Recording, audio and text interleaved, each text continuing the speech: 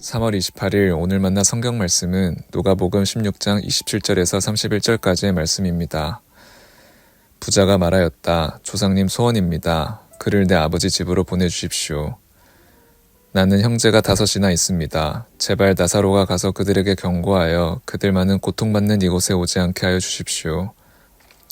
그러나 아브라함이 말하였다. 그들에게는 모세와 예언자들이 있으니 그들의 말을 들어야 한다.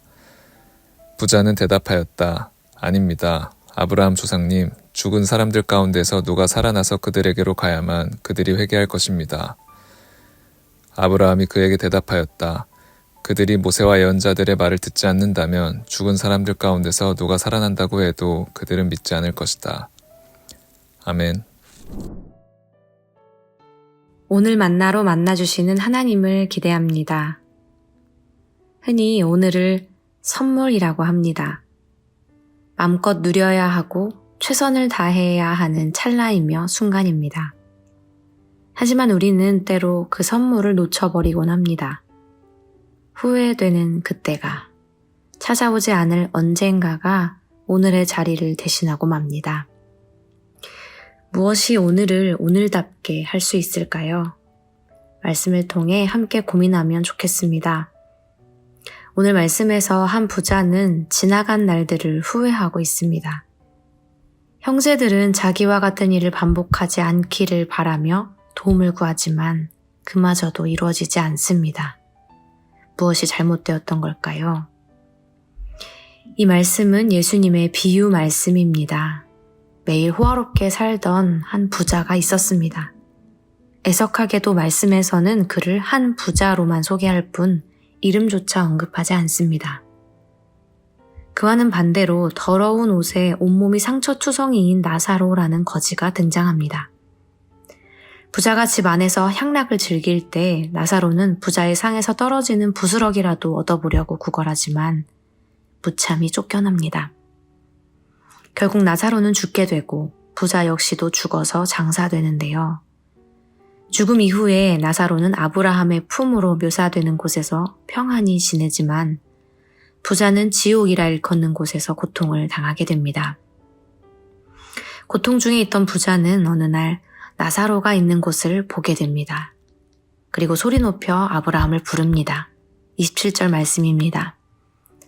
조상님 소원입니다. 그를 내 아버지 집으로 보내주십시오. 나는 형제가 5이나 있습니다. 제발 나사로가 가서 그들에게 경고하여 그들만은 고통받는 이곳에 오지 않게 하여 주십시오. 그러자 아브라함이 대답합니다. 그들이 모세와 예언자들의 말을 듣지 않는다면 죽은 사람들 가운데서 누가 살아난다고 해도 그들은 믿지 않을 것이다. 오늘 말씀에서 예수님은 왜 부자가 지옥에 있게 되었는지, 나사로는 아브라함의 품에 안겨 있게 되었는지에 대해 자세히 설명하지 않으셨지만 몇 가지 단서들이 남아 있습니다. 25절 말씀입니다. 얘야, 되돌아보아라. 내가 살아있을 동안에 너는 온갖 호사를 다 누렸지만 나사로는 온갖 괴로움을 다 겪었다. 그래서 그는 지금 여기서 위로를 받고 너는 고통을 받는다.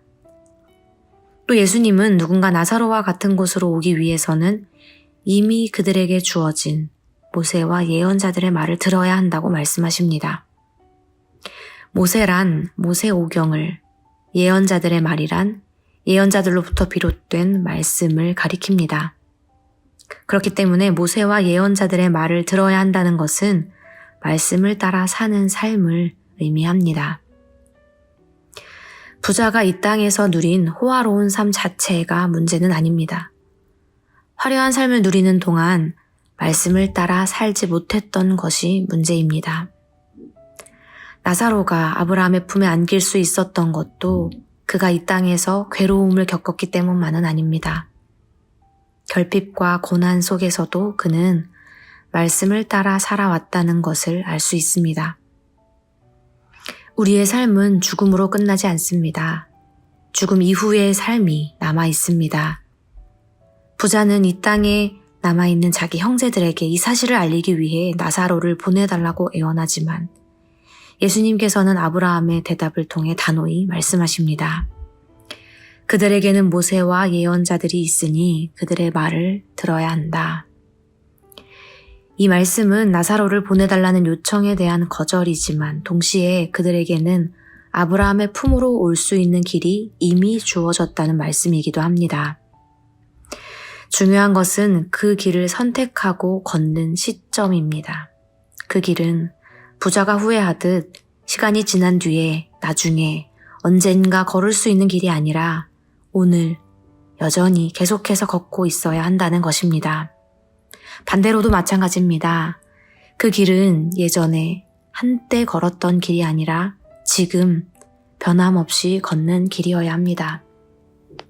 오늘 이 말씀은 나사로와 같은 곳에 있기를 원하는 우리에게 선포되고 있습니다. 너희에게는 모세와 예언자들이 있으니 그들의 말을 들어야 한다. 아브라함의 권면을, 예수님의 말씀을 따라 살아가는 오늘 하루가 되길 소망합니다. 문 밖에 나사로를 외면하지 말라 말씀하시는, 부자와 같이 후회하지 말아라 말씀하시는 하나님의 음성에 귀 기울이는 오늘 하루가 되길 소망합니다. 기도하겠습니다. 하나님, 지나고 나서야 후회하는 일들이 얼마나 많은지요.